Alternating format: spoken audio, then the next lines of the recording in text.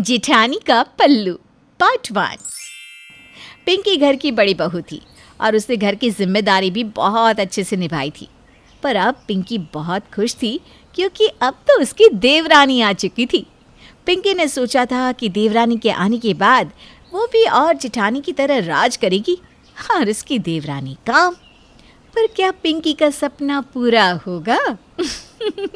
चलिए देखते हैं। रिंकी, ये है हमारा छोटा सा रसोई। एक बात हमेशा याद रखना, बाबूजी ना सुबह 6 बजे उठ जाते हैं, तो उनके लिए बिना शक्कर वाली चाय बना देना। और माँ जी पहले मंदिर जाती है तो उनकी पूजा की थाली तैयार कर देना। दीदी, मैं इतना सब कुछ अकेले कैसे कर पाऊंगी? मुझे तो बहुत डर लग रहा है। दीदी, जब तक ना मैं सब कुछ सीख नहीं जाती, आप मेरे साथ रहना, क्योंकि मैंने अपने मायके में कभी कोई काम नहीं किया है। अरे रिंकी, तुम डरो मत, मैं हूँ ना यहाँ पर। मैं हमेशा तुम्हारी मदद करूँगी। चलो फिलहाल हम काम पर लग जाते हैं और मैं तुम्हें जैसे बताती जाऊँ तुम वैसे ही करना। पिंकी एक बहुत अच्छी जेठानी थी जो अपनी देवरानी को अच्छे से घर की जिम्मेदारी समझा रही थी।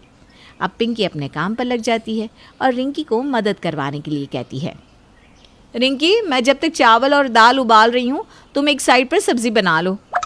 पर दीदी, मुझे तो खाना बनाना आता ही नहीं। मैंने आपको बताया था ना, मैं मायके में कुछ नहीं करती थी। पर हाँ, अगर आप मुझे बता दोगी तो मैं काम कर लूँगी। अब क्या करें, अब मुझे ही तुम्हें सब कुछ सिखाना पड़ेगा। अच्छा चलो, पहले तुम सब्ज़ी काटना सीखो। रिंकी पिंकी को सब कुछ बहुत अच्छे से सिखाती है, पर देवरानी के आने के बाद भी पिंकी को आराम नहीं मिलता और उसकी जिम्मेदारी तो पहले से भी ज़्यादा बढ़ जाती है। तो वहीं दूसरी ओर रिंकी भी अपनी जेठानी की बहुत तारीफ़ करती है। ऐसे ही एक दिन रिंकी की माँ का फ़ोन आता है। रिंकी, मेरी बच्ची, वहाँ सब ठीक तो है ना? तुझे कोई डांट तो नहीं रहा ना बच्चा? तुझे काम नहीं आता ना, मत करना। माँ, तुम हमेशा ये क्यों सोचती हो कि हर जगह मुझे सुनने को ही मिलेगा? अरे यहाँ मेरी जेठानी है, बहुत अच्छी है वो। हर समय ना मुझे घर के काम सिखाती रहती है। मैं तो उनके पल्लू से बंधी हूँ। जहाँ जेठानी जी वहाँ उनकी देवरानी। सच में रिंकी बेटा पागल है पूरी। अरे जेठानी जेठानी होती है, हर समय उसके पल्लू में बनकर मत रहे और चालाक बनने की कोशिश कर, वरना एक दिन तेरी जेठानी तुझे घर के सारे काम सिखाकर खुद मुफ्त की रोटियां तोड़ने लगेगी और तुझे बना देगी नौकर। नहीं माँ, मेरी जेठानी ऐसी नहीं है। और अगर कभी मुझे ऐसा लगा कि मेरी जेठानी मुझसे तेज़ चलने की कोशिश कर रही है तो मैं पहले ही उनसे आगे निकल जाऊंगी। अच्छा रखती हूँ, मेरी जेठानी मुझे बुला रही है। जितना रिंकी अपनी जेठानी को मानती थी उतना ही पिंकी भी अपनी देवरानी को मानती थी। लेकिन रिंकी जितनी भोली और मासूम बनती थी उतनी असल में रिंकी तेज़ और शरारती थी। उसे अच्छों के साथ अच्छा और बुरे के साथ बुरा रहना अच्छे से आता था। अब जैसे ही पिंकी आवाज़ देती, रिंकी बिना कुछ देखे अपनी जेठानी के पास भाग कर जाती है। क्या हुआ दीदी, आपने मुझे बुलाया? कुछ काम है क्या? हाँ काम तो है ना, कपड़े प्रेस करने हैं, वो तो तुम्हें आता ही होगा। क्या दीदी, अब इतनी छोटी सी भी चीज़ मुझे नहीं आएगी क्या? माना कि मैं घर का काम करना नहीं जानती, पर जब मैं बाहर घूमने जाती थी ना तो अपने कपड़े खुद प्रेस करके जाती थी। फिर तो बहुत अच्छी बात है।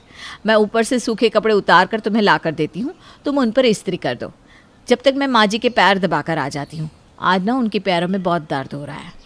ठीक है दीदी, आप आराम से जाओ, मैं कर लूँगी।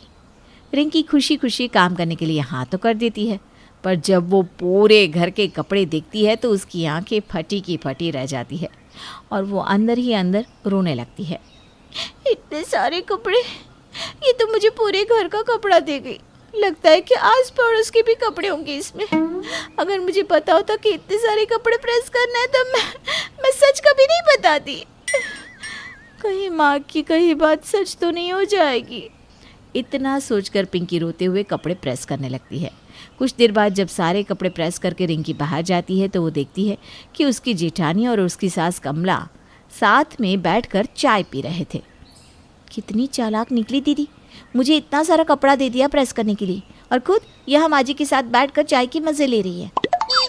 अरे छोटी बहू, हो गए सारे कपड़े प्रेस? एक काम कर, अपने बाबूजी के कपड़े मेरे कमरे में रख दे और अपने जेठ जी के कपड़े अपने जेठानी को दे दे। और आकर ना एक कप चाय पी ले। तेरी जेठानी ने तेरे लिए स्पेशल चाय बनाई है, अदरक इलायची डालकर। तुझे सादी चाय पसंद नहीं ना? क्या दीदी ने मेरे लिए भी चाय बनाई है? मैं तो डर ही गई थी, मुझे लगा दीदी मुझे भूल गई, पर ऐसा नहीं है। हाय मेरी फेवरेट चाय, दीदी कितनी अच्छी है। मैं बेकार ही उनके बारे में गलत सोच रही थी। मैं अब हमेशा इन्हीं के साथ रहूँगी, इन्हीं के पीछे पीछे इन्हीं की परछाई बनकर चलूँगी। अपनी फेवरेट चाय देखकर रिंकी का सारा गुस्सा शांत हो जाता है। अब इसी तरह से कुछ दिन बीत जाते हैं, पर समय के साथ साथ रिंकी धीरे धीरे घर के काम करना भी सीख जाती है। दीदी मुझे बर्तन धोने आ गए हैं, आज मैं बर्तन साफ कर दूँगी, आप झाड़ू लगा लीजिए। सच में देवरानी के आने से कितना आराम मिलता है। मुझे खुशी है कि तू इतनी जल्दी घर के सारे काम सीख रही है।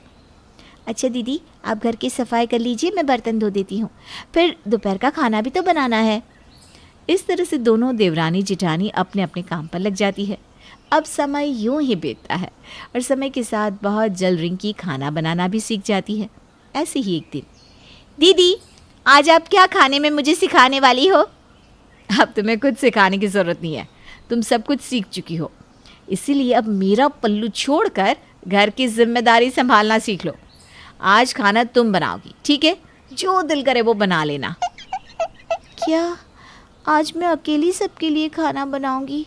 नहीं नहीं दीदी मुझसे नहीं हो पाएगा, आप मेरे साथ रहो, भले ही कुछ मत करना। मुझे डर लग रहा है, अगर खाना ख़राब हो गया तो। मैंने कभी भी अकेले इतने लोगों का खाना नहीं बनाया। अच्छा ठीक है, डरो मत, मैं कहीं नहीं जा रही, बस यहीं खड़ी हूँ, साथ में मिलकर बनाते हैं। अब तो खुश ना? ये बात सुनकर रिंकी को बहुत खुशी होती है और दोनों देवरानी जिठानी खाना बनाकर सारा काम खत्म करके अपने अपने कमरे में आराम करने के लिए चली जाती हैं। जहाँ घर के कामों से थकी पिंकी कमरे में जाकर आराम करती है, तो वहीं रिंकी अपनी माँ से फ़ोन पर बातें। कैसी है मेरी बच्ची? तेरे घर वाले तुझसे ज़्यादा काम तो नहीं कराते ना? उन्होंने तुझे सब सिखा दिया, तो कितनी भोली है। यहाँ तो तू एक गिलास पानी का भी नहीं किसी को देती थी, और वहाँ कितना काम करती है। माँ मैं सारे काम अकेले तो नहीं करती, पर मुझे लगता है कि आप सही बोल रही हैं। आपको पता है आज जेठानी जी ने मुझसे चालाकी की, उन्होंने मुझसे कहा कि सबके लिए खाना मैं अकेले बनाऊं। मैंने तो तुझे पहले ही समझाया था, ये जेठानियाँ ना बहुत तेज़ होती है, इनके पल्लू में बंद कर मत रहे। पर तुझे ही अपनी जेठानी के पल्लू से बंद कर रहना था। आज तो उसने सिर्फ तुझे अकेले खाना बनाने को बोला, कल को वो तुझसे घर के सारे काम भी अकेले करवाएगी। अरे माँ क्यों इतना टेंशन लेती हो? अगर मेरी जेठानी 1 नंबरी है तो मैं भी 10 नंबरी हूँ। मैंने भी अपनी जेठानी को कहीं जाने नहीं दिया और मदद के नाम पर उन्हीं से सारा काम करवा लिया। अरे वाह वाह, तू तो सच में बहुत तेज़ निकली। तूने आज दिखा दिया कि तू मेरी ही बेटी है। इस तरह से रिंकी अपनी माँ से बात करती है और अपनी जेठानी के साए में रहकर भोली बनने का नाटक करती है।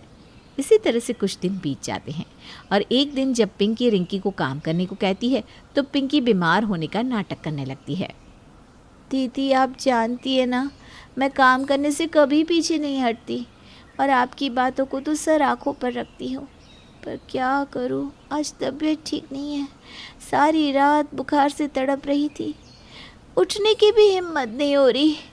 आवाज़ भी देखिए ना कैसी बदली बदली है। अच्छा ठीक है, कोई बात नहीं रिंकी, अगर तुम्हारी तबीयत ज़्यादा ख़राब है तो तुम आराम कर लो, आज मैं खुद घर के सारे काम कर लूँगी। दीदी मेरे होते हुए आप घर का सारा काम अकेले करोगी, सुनकर ही मुझे बहुत बुरा लग रहा है। पर मैं आपसे वादा करती हूँ, मुझे जैसे ही आराम मिलेगा मैं आपकी मदद करने के लिए आ जाऊँगी। मैं जानती हूँ रिंकी कि तुम्हें अच्छा नहीं लगता जब मैं अकेले घर के काम करती हूँ, पर तुम्हारी तबीयत ठीक नहीं है ना, इसलिए तुम अभी आराम करो।